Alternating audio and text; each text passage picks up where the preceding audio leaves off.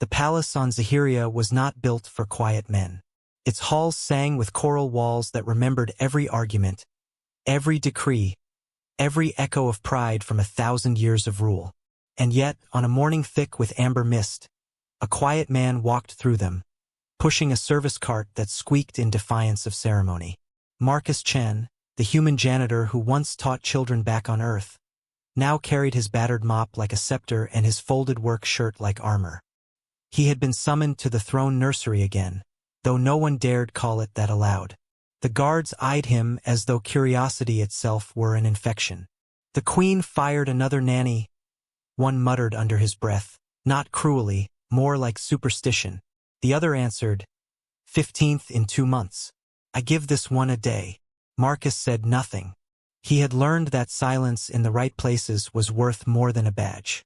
He entered the nursery and paused. Princess Kira, 7 years old and fully half again his height, sat in the corner of the room beside a pile of shredded holographic learning sheets. Her scales shimmered with the storm tones of her mother's people, rose gold over deep bronze, but the delicate ridges along her jaw softened when she looked up. She wasn't crying. That was the first sign something might be salvageable. Good morning, Marcus said gently, his voice carrying that half-amused calm he'd used 100 times with frightened students and 1,000 times with his own daughter. I hear you broke another crown. It broke itself, she muttered, pointing at the neural circlet tangled in its own light. He crouched beside it, ignoring the stares of the courtiers who still lingered like flies around spilled wine. Then we should teach it better manners, he said. The girl frowned but didn't turn away. That was victory enough for the morning. The neural crown's interface had been tuned for Zahirian minds, polyphonic, fast, precise. To a hybrid like Kira, it was too loud, too demanding. Marcus didn't reach for tools. He reached for a small wooden butterfly he kept in his pocket, smoothed by the years. He set it beside the crown. This helps me think, he said. Made it for my daughter when she was your age. She thought it was silly, too. Kira tilted her head. Where is she? She grew up. Outside. A pause, soft and clean. Far away. He began rethreading the circuit manually, one filament at a time, explaining what he did in plain words as he worked. The crown's not cruel, he said. It's just impatient, like a bad teacher who talks too fast. The girl's eyes followed his hands. She reached out. So you're teaching it to listen? Exactly. When he powered it again, the light came alive slower, calmer, and the crown hummed instead of screamed. Kira touched it cautiously. It's quiet. Not quiet, he said. It's listening to you. The courtier's whispers shifted pitch. It was the first moment of respect Marcus had earned in this room, though none would admit it. He rose, bowed slightly to Kira, and turned to leave, but a new voice halted him. You have a peculiar definition of protocol, Mr. Chun. Queen Zalara stood by the archway, tall as judgment. Yet her expression held a patient curiosity he had only ever seen in exhausted teachers. Her robes shimmered with bioluminescent script. Her presence filled the space like the sound of distant drums. Marcus met her gaze, not challenging, just steady. With respect, Your Majesty, protocol wasn't fixing the problem. 15 specialists failed, she said. You succeed in a single morning, and you think you can speak to me of problems? He wiped his hands on a cloth, unhurried. 15 specialists tried to make her a better student. I just made the room stop yelling at her. The silence that followed was heavy but alive. Zalara's golden eyes studied him like a scholar examines a proof she hadn't expected to solve. Then she inclined her head, slightly, but the motion made every courtier inhale. You will continue until further notice. The courtiers protested, of course. A janitor? One hissed. A human? Whispered another. Zalara's tone remained calm. A result, she corrected. Dismissed. When they were gone, only Marcus, the queen, and the princess remained. The room felt larger. You're not like the others, Kira said to him bluntly. I take that as a compliment. Zalara's gaze softened almost imperceptibly. Tell me, Mr. Chun, what made you take this position? He hesitated, but she waited, and the truth seemed the simplest currency. I needed the work, and the palace needed cleaning. She almost smiled.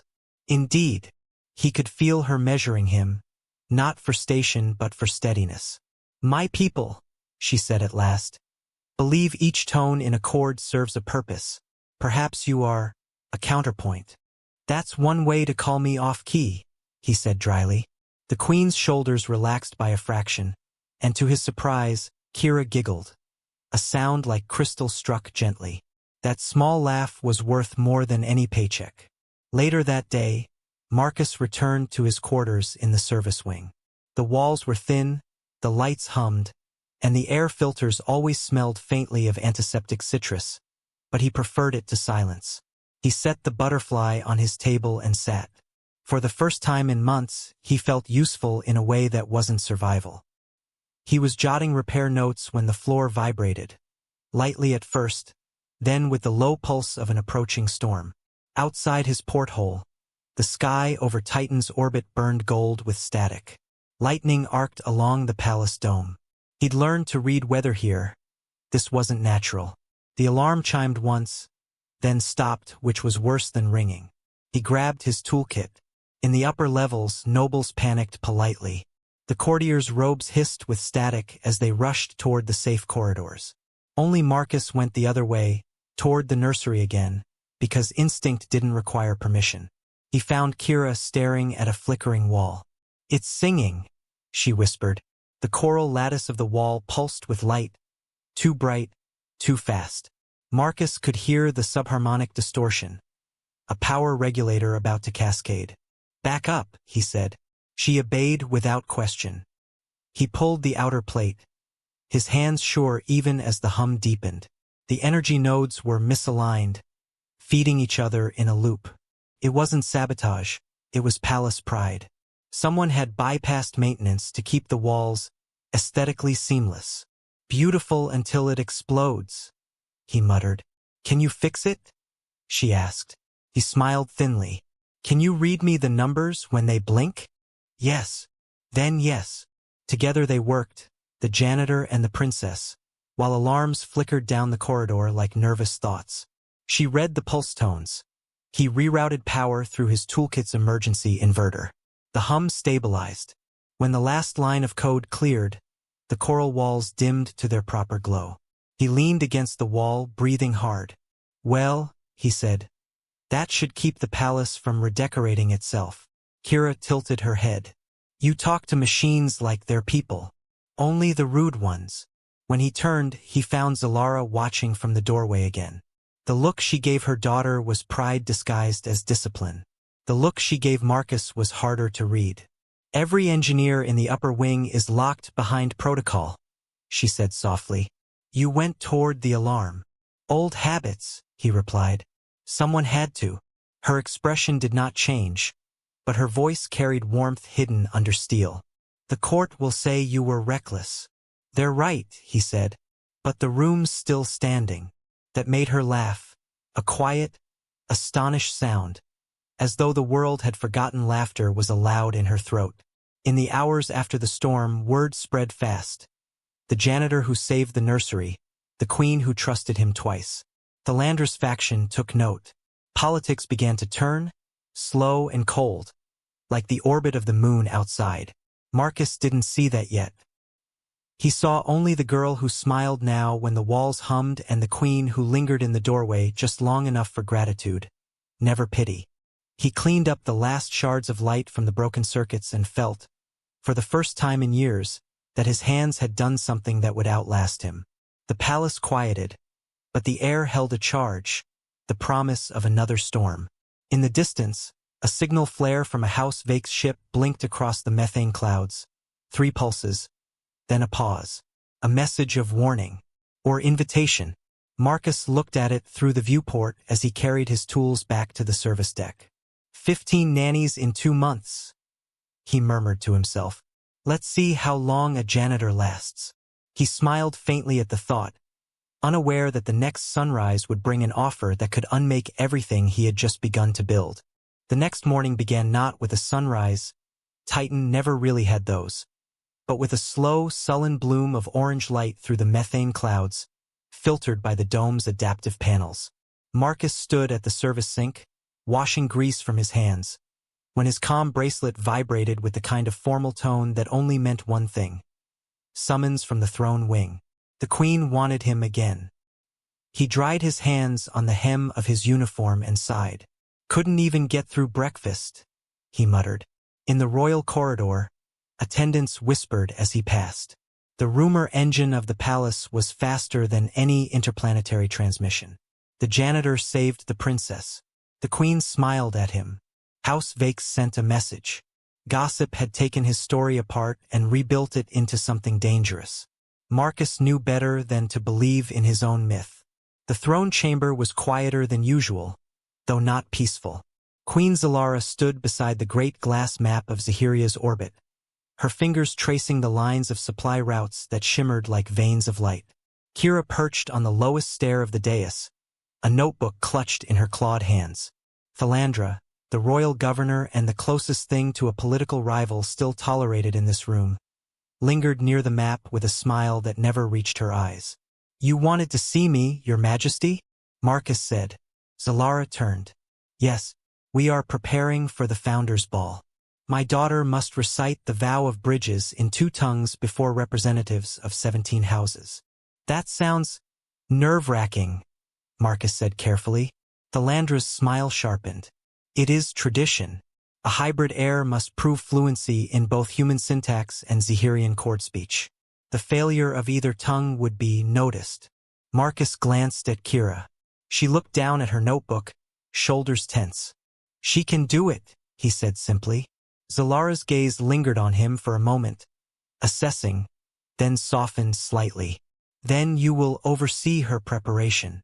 That caused a small explosion of murmurs from the attending tutors. Thalandra's composure flickered for half a breath. "Your Majesty," she began. "Surely the pedagogic syndicate." "The syndicate has had its turn," Zalara interrupted. 15 turns, in fact. Her tone could have frozen steam. "This time, we try a teacher who listens before he instructs." Thalandra bowed, the gesture so shallow it was nearly an insult. "As you wish." Zalara ignored the tone. She turned to Marcus. "You will have full access to the learning wing. Report any material you require." Marcus inclined his head. "Thank you, Your Majesty. I'll need quiet and patience. Both may be in short supply." Kira gave a ghost of a grin. The Queen noticed and almost smiled herself.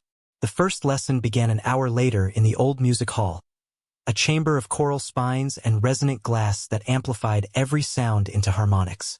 Kira's first attempt at the vow of bridges sent a shiver through the walls, sharp enough to rattle the instruments on the shelf. She flinched, covering her ears. "It hates me." Marcus crouched beside her. "It doesn't hate you. The room's just built for performance, not for practice. Big difference."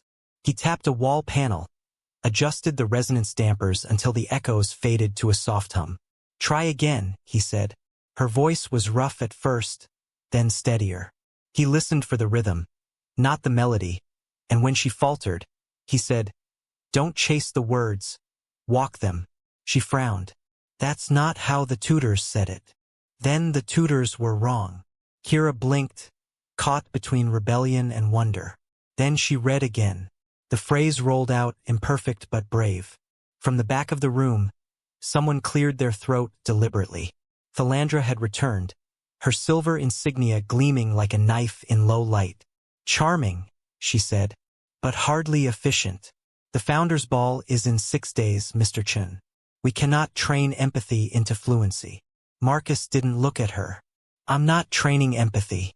I'm training confidence. The fluency will follow." "Confidence doesn't pass exams," she replied. "No," Marcus said mildly, "but fear fails them." Zalara entered halfway through their exchange. She said nothing, only watched. When the lesson ended, she approached her daughter, knelt, and lifted her chin gently. "You spoke truth," she said. "Not perfectly, but truth." Kira's eyes widened. "Did I do well?" "You did honestly," Zalara replied, which was better. Thalandra bowed and excused herself, though the stiffness of her posture said she was planning something. Marcus knew that look. Bureaucrats everywhere shared it, the smug certainty of someone who believed procedure was morality. That evening, he returned to the service deck. Tavos, the engineer, intercepted him near the vents. "Word is they filed a hearing to review your credentials," Tavos said. "Governor's calling you a hazard to royal education." Marcus rubbed his temple. "That was fast." "She's scared," Tavos said. "You make the rest of us look useful." "Terrible sin," Marcus murmured. In his quarters, he found a small parcel on the table, a steaming cup of Zahirian night tea and a note in graceful script. "For focus. Z." He stared at it for a long time before taking a sip. The taste was strange, bittersweet, and it hummed faintly against his tongue, but it grounded him. He slept with his mind already building the next lesson. Over the next days, he and Kira developed a rhythm. Mornings were for speech, afternoons for comprehension, evenings for silence, when they listened to the palace hum. He taught her tricks from his old classroom, breathing through doubt, finding the pulse in words. She taught him how to sense the microharmonics of Zahirian emotion. "Every sentence has color," she said once. "Yours are blue and green, calm colors." "Better than red, I suppose," he replied. They grew comfortable enough that when he corrected her posture, she didn't flinch. When he made her repeat a difficult chord, she tried again instead of apologizing. Respect, earned and quiet, replaced fear. On the 5th day, the storm returned. Lightning webbed the methane sky, and the dome lights flickered. Thalandra arrived with 2 aides, bearing a sleek silver case. "The Neural Crown version 7, she announced. "Redesigned to stabilize hybrid learning pathways." Marcus's stomach tightened. "The same crown that overloaded her mind last time?" "An improved model," she said. "Tested, safe, certified." Zalara, standing by the door, said nothing. Her eyes moved between them, weighing invisible scales. Marcus stepped closer. "With respect, Governor, we've made more progress in 5 days without it than you did in months with it. Why risk another overload?" "Because the Empire expects results," she snapped. "And because sentimentality doesn't protect the throne." He exhaled slowly. "Kira, what do you want?" All eyes turned to the girl. She looked at the crown, then at Marcus, then at her mother. "I want to learn without hurting," she said. Zalara's expression softened, pride and pain intertwined. "Then you will not wear it." Thalandra's jaw tightened. "Very well. I will note in the record that Her Majesty refuses technological aid against expert counsel. Note also," Zalara said, voice silk and steel, "that my daughter completed 3 stanzas of the vow unaided." Thalandra inclined her head and left. Her aides lingered half a second too long, memorizing faces for future reports. When they were gone, Kira looked up. "Did I do wrong?" "No," Marcus said quietly. "You did something brave." Zalara approached him after Kira had gone to rest. "You risk much by defying a governor." He met her eyes. "You risk more by trusting a janitor." For the first time, she smiled without hiding it. "Perhaps both gambles will pay." Outside, thunder rolled again. Somewhere in the upper dome, the sensors registered an approaching fleet House Vake's ships conducting training maneuvers. Zalara's advisors murmured about coincidence. Marcus didn't believe in those anymore. He stayed late in the hall, reviewing notes, when the power flickered again. The lights dimmed. The coral walls thrummed with that wrong pitch he remembered from before. He grabbed his toolkit and ran, heart hammering. Not fear, but readiness. In the throne corridor, nobles panicked quietly behind fans and protocols. Thalandra reappeared, demanding to know who authorized maintenance access. Marcus didn't stop to answer. He followed the sound, the vibration under the floor, to the nursery door. It was sealed again. He pressed his palm against the lock panel. "Not again," he whispered. Zalara arrived seconds later, cloak swirling, guards at her back. "Status. Sensor noise," Marcus said automatically. "System thinks there's a pressure breach." It's locking out safety protocols. Kira's voice echoed faintly from inside. We're okay. It's just dark. Zalara's composure cracked for a heartbeat. Can you open it? Yes, Marcus said. If no one interrupts. He tore open the panel, hands moving faster than thought. Thalandra started to protest. Something about jurisdiction. But Zalara silenced her with a single look. The hum deepened, heat building in the circuitry. Marcus used the oldest tool in his belt. A copper coin flattened thin, Emma's lucky charm. He bridged the overloaded connection, grounding the loop. Sparks spat at his wrist. The door sighed and opened. Kira burst into her mother's arms. Zalara's face softened in a way no court poet could have imagined. Marcus stepped back, flexing burned fingers. I'll file a report, he said dryly. Thalandra's voice was tight. You overrode royal safety seals. And saved royal lives, Zalara replied. We will note that in the record. Marcus met Thalandra's glare calmly. Sometimes systems need a reset. Zalara turned toward him, regal and human all at once. And sometimes, she said softly, so do kingdoms. The hum of the palace faded into a deep, contented quiet. But Marcus could feel the tension coiling beneath the surface. Politics, pride, and the unspoken truth that every miracle demanded payment later. He knew it as surely as he knew his own heartbeat. The storm wasn't over. It had just changed shape. The palace smelled faintly of ozone and victory the next morning, a scent Marcus had learned to distrust. Victories in Zahiria were never free. They were loans taken from the gods of politics, gods who always collected. The reports of last night's minor power irregularity had already been rewritten by Dawn into a dozen competing myths. That a jealous governor caused it, that the queen staged it to justify reform, that the janitor had used forbidden human technology. Marcus heard all three versions whispered in the cafeteria before he'd even had his first cup of tea. He decided not to correct any of them.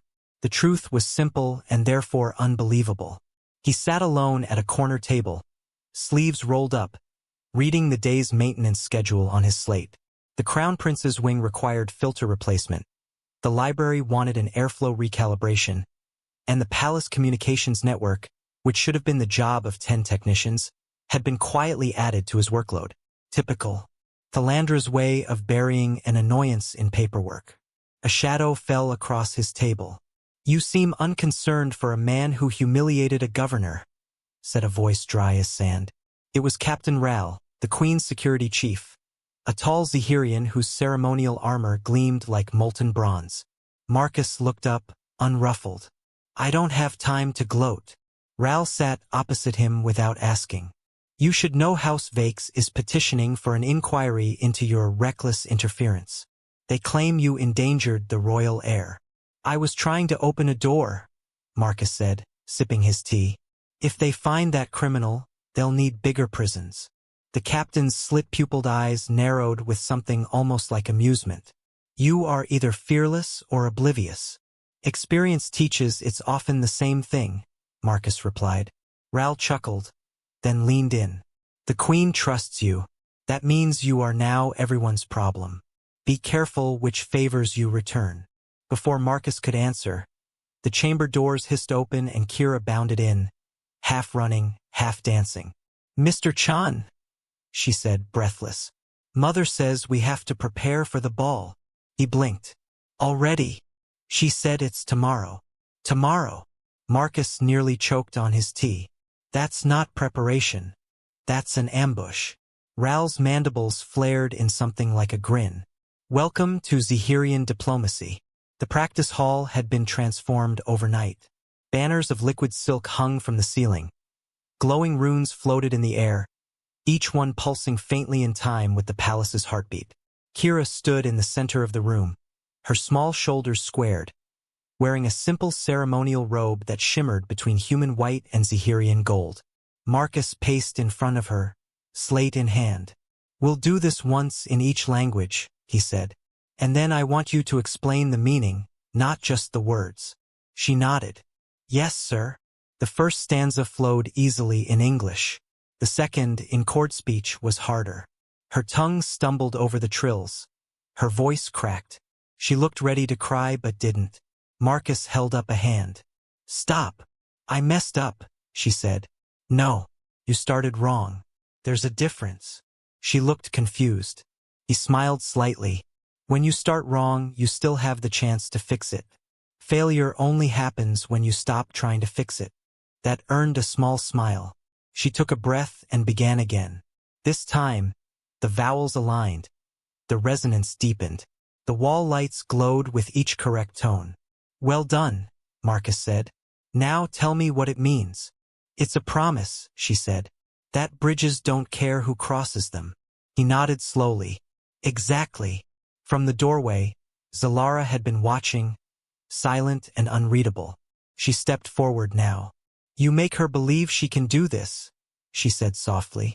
"She's already doing it," Marcus replied. "Tomorrow's audience won't be so kind." "They don't need to be," he said. "They just need to listen." Philandra entered without knocking, followed by 2 aides carrying a small case. "Your Majesty," she said with a bow so polished it squeaked. "The Ministry of Education requests a demonstration of progress. I've brought their recording device." Zalara's jaw tightened. "Is that necessary?" "Transparency strengthens trust," Philandra said sweetly. Marcus caught Kira's anxious glance. "It's fine," he said quietly. "Let's show them." Kira began the vow again, stronger this time.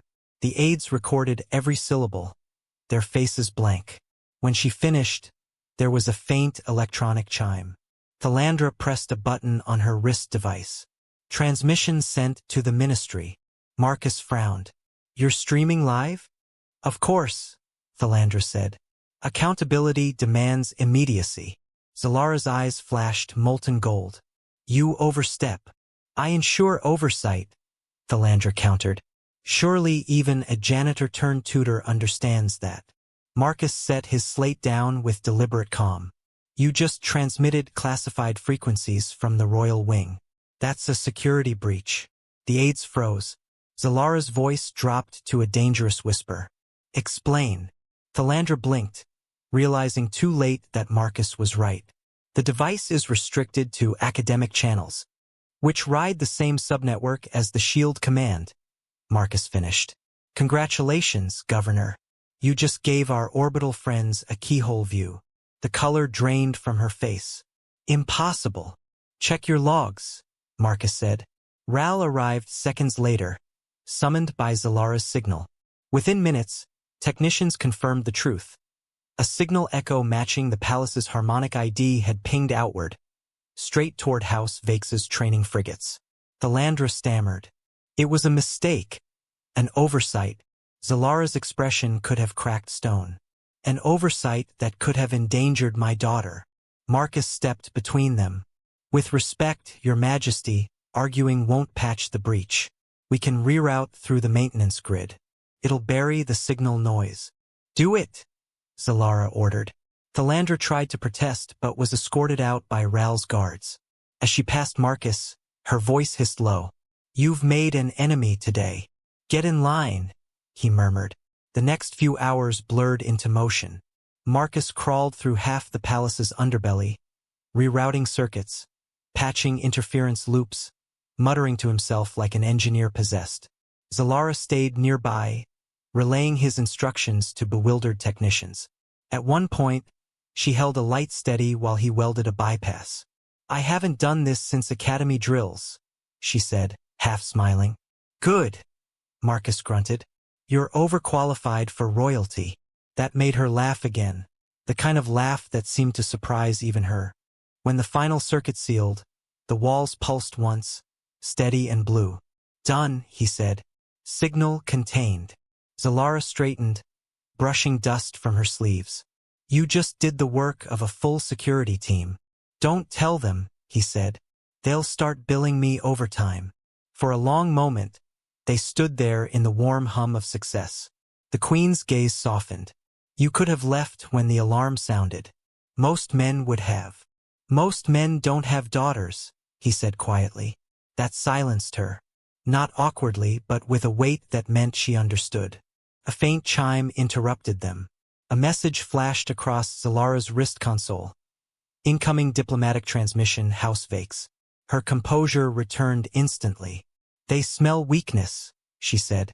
Then let's not give them any, Marcus replied. The holographic display bloomed between them, showing a sleek, silver-skinned ambassador with a smile that looked sharpened for negotiation.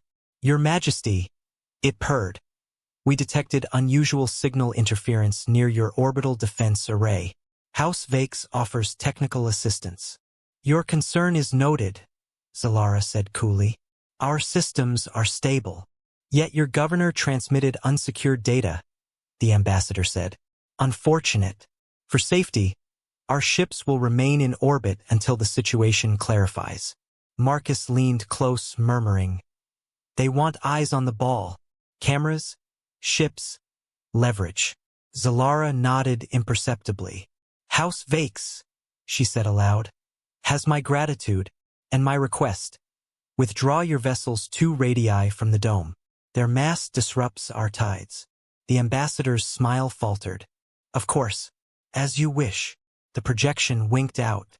Silence settled again, heavy but victorious. Do you ever stop taking risks? Marcus asked. Zalara regarded him. Do you? Fair point. They left the maintenance corridor together. Outside, the dome glowed with reflected lightning. Thalandra was nowhere to be seen, likely plotting her redemption through bureaucratic war. Marcus could almost admire her persistence. As he turned to leave, Zalara stopped him. Tomorrow's ball will decide more than my daughter's reputation, she said. House Vakes means to test our unity. I cannot order you to stand by her on the stage. But I would welcome it. He hesitated. That's not exactly in the janitor's job description. Then consider it a cleaning assignment, she said, and there was humor in her voice again. He inclined his head. Understood. When he returned to his quarters, the fatigue hit all at once. He collapsed onto the narrow bed, boots still on, and stared at the ceiling's slow pulse of light. The sound reminded him of Earth, the hum of old fluorescent tubes in his daughter's classroom. For a moment, he could almost see Emma again, her hair in wild tangles, rolling her eyes when he forgot to pack her lunch. Don't chase the words, he had told Kira. Walk them. Maybe he'd been talking to himself too. He closed his eyes, listening to the palace breathe. In another wing, the queen was likely preparing speeches. The child was rehearsing her vow. The governor was sharpening her knives. And Marcus Chen, former teacher, accidental diplomat, was about to walk into a ceremony where a single misplaced syllable could unravel an empire. He drifted toward sleep with a faint smile. Bridges don't care who crosses them, he murmured. Outside the dome, lightning traced elegant lines across the sky, bridges of light stretching between worlds. And far above them, the ships of House Vakes adjusted their orbit, pretending to drift aimlessly while their sensors focused on the palace below. Tomorrow would not be simple. But then again, nothing worth building ever was. The morning of the Founders' Ball arrived wrapped in artificial sunlight and the hum of 1,000 nervous hearts. The palace's living coral had been polished until it gleamed like pearl. The air smelled of charged ozone and expensive perfume. Musicians rehearsed in the galleries, their instruments tuned to frequencies that resonated through bone. Every sound was engineered to remind visitors that Zahiria was ancient, elegant, and unshakable. Marcus Chun stood in the corner of the queen's private antechamber, adjusting the small translator band in his ear. He traded his usual maintenance uniform for a dark gray tunic with understated gold trim, the closest thing to formal where the service deck could assemble on short notice. He still felt like a misplaced tool in a jewelry case. Queen Zalara stood before a full-length mirror as attendants adjusted the folds of her ceremonial robe. Every movement she made sent soft light rippling across the fabric like liquid dawn. How do I look? She asked without turning. Like a woman about to terrify 17 noble houses, Marcus said.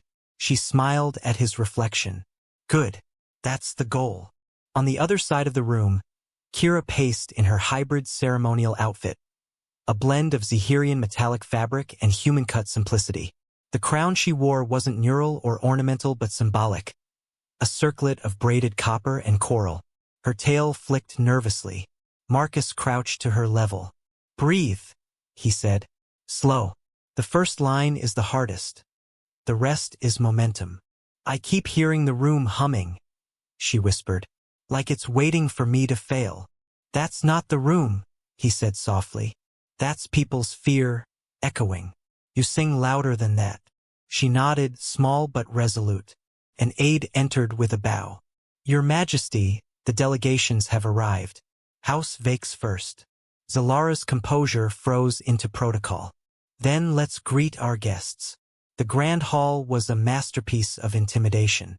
Vast columns pulsed faintly with bioluminescent script, each one an excerpt from the founding treaties of the Empire. The floor reflected light like still water. Above, the dome shimmered translucent, revealing Titan's swirling clouds beyond. Delegations filled the room in clusters of color and insignia. House Vakes' representatives wore armor polished to mirror brightness. Their ambassador, the same silver-skinned creature who had offered assistance, stood near the dais with a smile that never reached his eyes. When Zalara entered, the murmurs ceased. She moved like a tide rolling through still air, every step perfectly measured. Marcus followed at a respectful distance, carrying a plain data slate as though it were an artifact. Kira walked between them, small, proud, and too aware of every gaze. Thalandra waited by the side podium, her face smooth but her posture taut. She had been demoted to observer after the transmission debacle, but her faction still watched from the crowd, hoping she might rise again if Marcus stumbled. The Queen addressed the hall. Founders' Day honors the promise that no voice, human, Zahirian, or otherwise, will be lost beneath another. Today, my daughter speaks that promise anew. She gestured, and Kira stepped forward. The girl's first words in Zahirian chord speech shimmered across the chamber, a ribbon of sound and light. The resonance traveled through the coral pillars, painting the air in color. The hall hushed, entranced. Halfway through the second stanza, a faint flicker rippled across the dome, barely noticeable unless you knew what to watch for. Marcus did. He glanced up, saw the shimmer fade, and felt his stomach drop.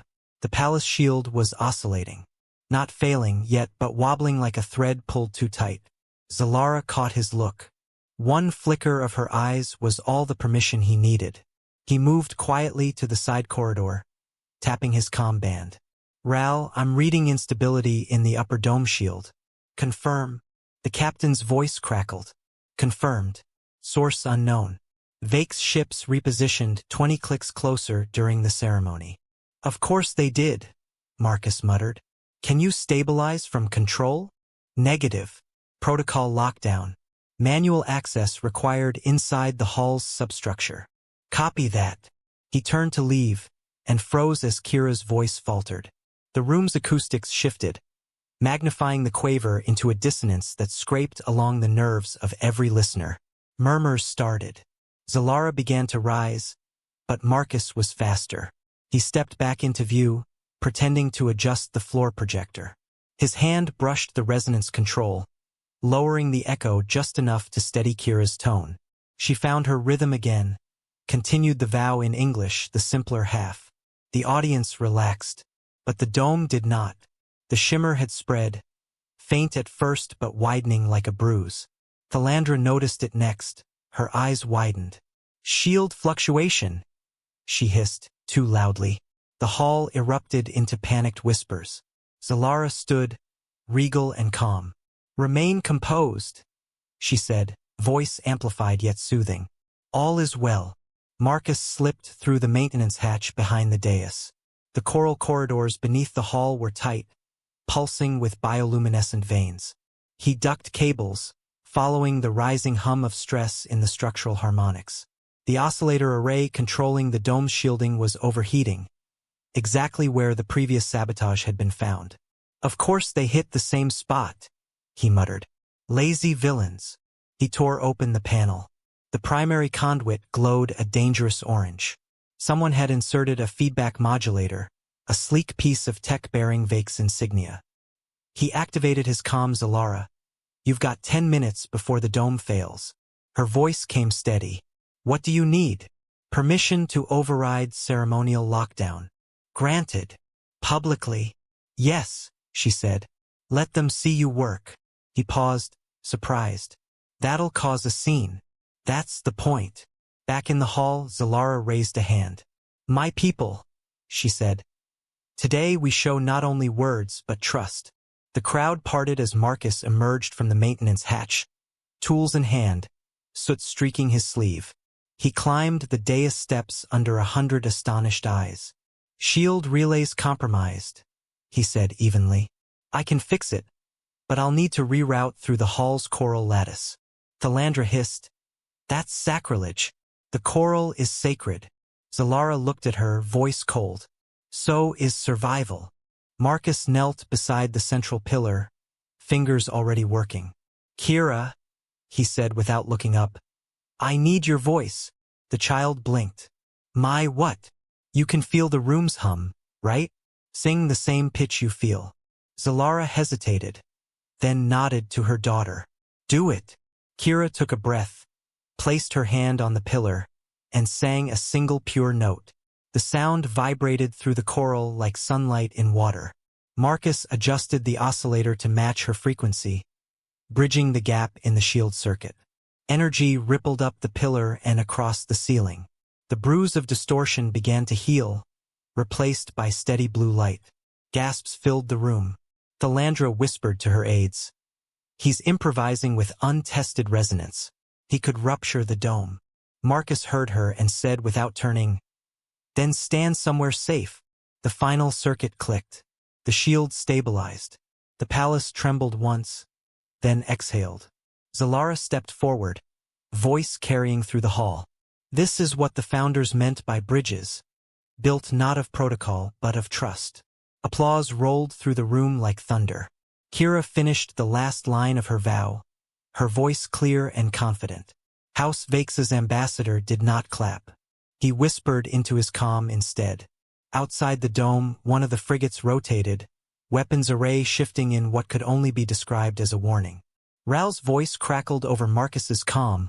We've got a problem. Frigate just locked targeting sensors. They're testing us. Marcus cursed under his breath.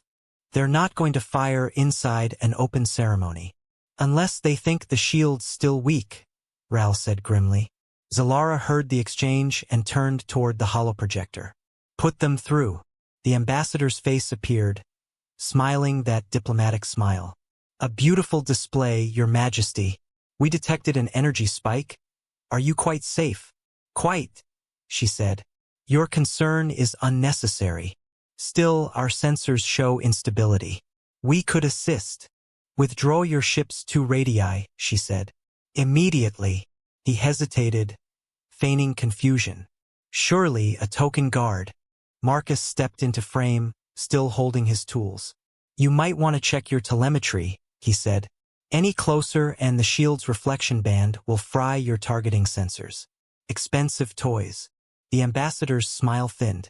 A janitor threatens me? Not a threat, Marcus said. A fact. Ask your engineers. A pause. Then the feed cut off. Zalara looked at him. You bluff well. He smiled faintly. It wasn't a bluff. Thalandra sputtered. You've weaponized the dome's resonance. Do you realize? I realize it's working, Marcus interrupted. For a heartbeat, Zalara stared at him, then burst into quiet laughter. It startled everyone, even Kira, who joined in, the sound bright and fearless. The tension broke. The rest of the ceremony resumed in a kind of stunned joy. Delegates bowed deeper than protocol required. The musicians played with real enthusiasm. Thalandra retreated, muttering about audits. Marcus stood at the edge of the crowd, letting the applause wash past him. Zalara approached, her expression unreadable but warm. You have a talent for turning crises into pageantry. Occupational hazard, he said. She extended her hand. You've done more than repair a shield today, Mr. Chen. You've shown them what unity looks like. He took her hand briefly, calloused fingers against cool elegance. Then let's hope they remember it tomorrow. Outside the dome, the Vaix ships drifted away, at least for now. But Marcus saw the data feed flashing at the edge of the console, encrypted messages multiplying like storm clouds. The game was far from over. Later, when the hall was empty and the lights dimmed to twilight, he found Kira asleep on the dais steps, the copper circlet slipping over one brow. Zalara stood nearby, watching her daughter with a tenderness she would never show in public. "She's safe tonight," Marcus said quietly. Zalara nodded. "Because you were here." He wanted to deny it, to say it was her strength or Kira's courage, but something stopped him. Instead he said, "Because we all were." The Queen's gaze lingered on him a moment longer, unreadable. "Tomorrow the Ministry will offer you something grand," she said softly. "Power, title, distance. Think carefully before you accept." He looked down at his hands, still stained with coral dust and faint burns. "They never offer without strings." "Exactly," she said and turned away. As she left, the palace lights dimmed, and the hum of the repaired shield deepened into a steady heartbeat. Alive, protective, whispering a promise neither of them fully trusted yet. Marcus stood alone in the vast hall, listening. The echoes of applause faded, replaced by the quiet breathing of a place that had finally, for one fragile night, remembered how to hold itself together. And somewhere high above, in the cold dark orbit of Titan, House Vakes's ships adjusted course again. Not retreating, only waiting. The next morning began too quietly. No alarms, no hum of crisis. Just the muted stillness of a palace waiting to decide what it would remember. Marcus awoke before the artificial dawn.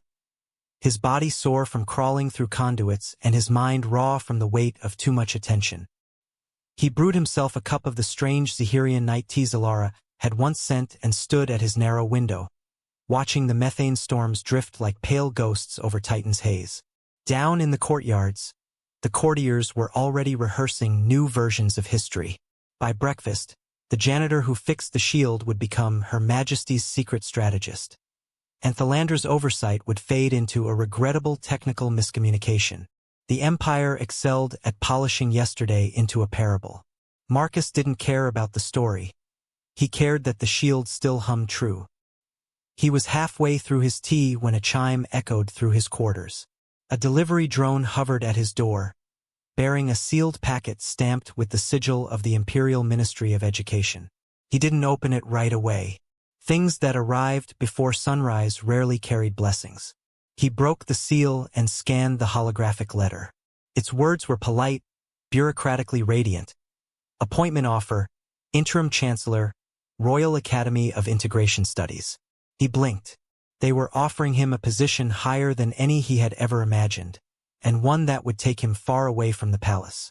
The conditions followed, as he knew they would.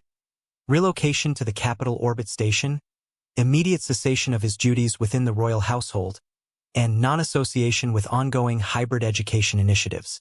They wanted his mind, not his presence. They wanted to tame the symbol he'd accidentally become. He exhaled and leaned back against the cold wall. "Of course they do," he muttered. The comm bracelet pinged again, this time from the Queen's channel. "Mr. Chan," her voice said, composed as ever. "Meet me in the West Garden. Bring the letter." He almost laughed. "Guess the palace still reads my mail." The West Garden was one of the few places that smelled of soil instead of polished coral. Its air shimmered with bioluminescent vines and drifting petals that glowed when brushed. Zalara stood beside a pond, her reflection wavering like molten gold on the water's surface. She wasn't wearing her crown, only a simple cloak, as though reminding herself she was mortal. "You read it," she said without preamble. "I did. And it's generous," he said, then added, "which is how you know it's dangerous." Her lips curved. "You've learned our politics well. It's the same everywhere," he said. "Call it generosity when you mean control." Zalara turned to face him fully. "If you accept, you'd have the resources to teach millions. The academy could standardize hybrid education across systems. You could make certain no child faces what Kira faced." He looked down at the letter. "At the cost of leaving her now." "She is stronger because of you," Zalara said. "But you cannot protect her forever." Marcus didn't answer. A wind stirred through the garden, scattering light. "You fear power," she said quietly. "I've seen what people become when they stop questioning it," he replied. "Then question it while holding it." He smiled faintly. "That's easy to say from a throne." Her gaze softened. "Do you think I do not question every breath of it?" That silenced him. She stepped closer, her voice low. "You've shown this palace that competence has no bloodline. You could show the empire the same. Don't dismiss that." He wanted to tell her she was right, but truth had layers. "It's not just about me," he said. "If I take this, they'll spin it. They'll say the queen replaced her loyal ministers with a human servant she couldn't control. They'll say your judgment faltered. Let them." He stared at her. "You'd risk your crown?" "For the right lesson, yes." Her tone carried no hesitation. "But I will not command you. That choice is yours." Before he could answer, footsteps approached along the path. Kira came running, her copper circlet askew, her tail flicking excitement. "Mother! Mr. Chun. Thalandra's back. She says the ministry's envoy is here." Marcus stiffened. Zalara's face became unreadable again, the mask of a sovereign sliding back into place. "Then let us greet our guest." The envoy waited in the throne room, surrounded by a small retinue of assistants who wore their smiles like armor. He was human, middle-aged, sleek in posture and speech. "Your Majesty," he said with a bow, "and Mr. Chun, an honor. The Empire thanks you both for your exemplary service during the recent turbulence." "Turbulence," Marcus echoed dryly. "That's one word for attempted sabotage." The envoy chuckled politely, as if humor were a contagion best contained.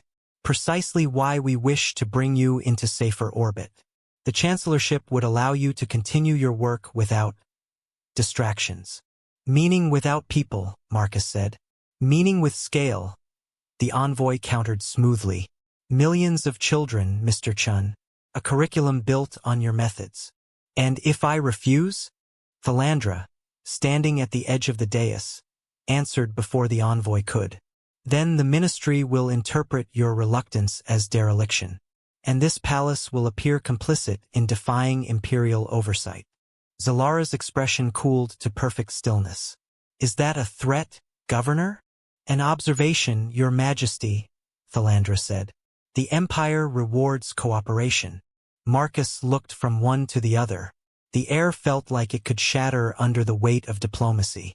"What happens to Kira's program if I leave?" The envoy smiled. "The Syndicate will assume responsibility.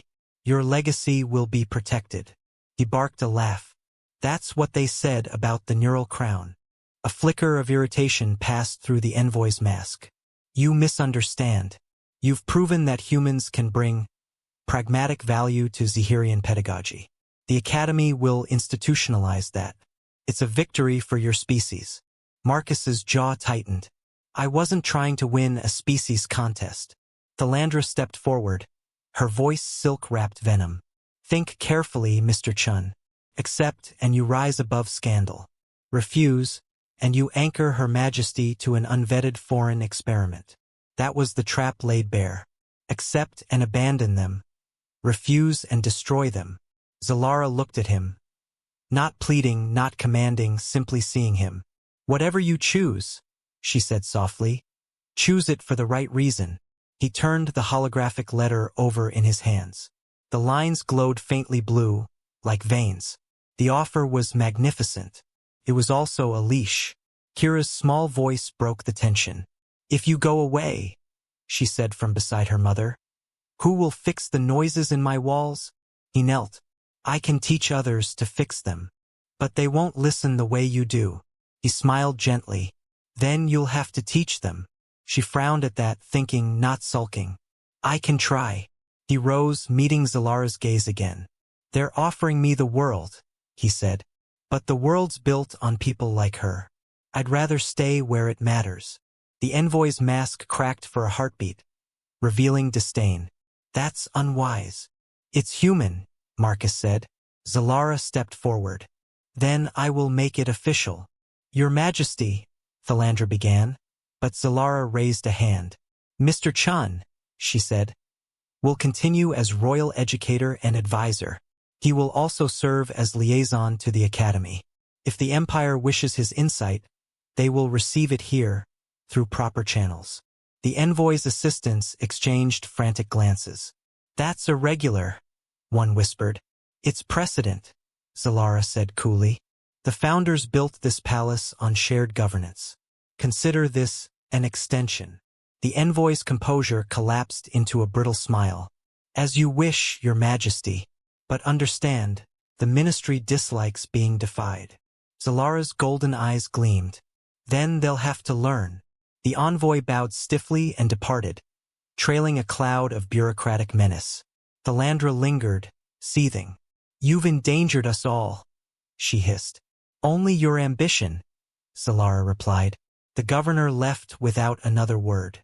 When the hall was empty again, silence settled like dust. Marcus exhaled. That was either the bravest or the most foolish thing you've done. Possibly both, she said. He handed her the letter. You should file this somewhere safe. It's worth more as a symbol than a contract. Zalara regarded him for a long moment. You understand what you've chosen? I do. You've given me more than a job. You've given me a chance to build something real. She nodded. Then we build. Kira came forward, clutching her copper circlet. Does this mean you're staying? For now, he said. She grinned, a rare, unguarded thing. Good. The walls started humming again. He sighed, amused. Of course they did. Zalara's laughter, low and warm, followed them as they left the throne room together. For the first time, the Queen and the Janitor walked side by side without pretense. Outside, the sky glowed with reflected light from the departing envoy's shuttle. The ships of House Vakes drifted farther out, but their signals still flickered on the horizon. A reminder that no victory stayed pure for long. Marcus glanced at Zalara. You realize this means they'll come for me again. She nodded. And for me. Then we'd better be ready. We will be, she said, because now, they've seen what happens when a human and a queen refuse to be divided. As they reached the corridor, the palace lights shifted subtly, harmonizing with the hum of the repaired shield. It wasn't just protection anymore, it was song. A melody that carried through stone and coral, quiet but defiant. Marcus paused, listening. You hear that? Zalara smiled. I do. It's in tune again. For now, she said. They both knew what that meant. Peace was never permanent, but harmony, even fleeting, was worth defending. And in that moment, beneath the dome of a living palace and a sky filled with watchful enemies, the human janitor and the alien queen understood the same truth. Sometimes the smallest choice, staying, was the loudest rebellion of all.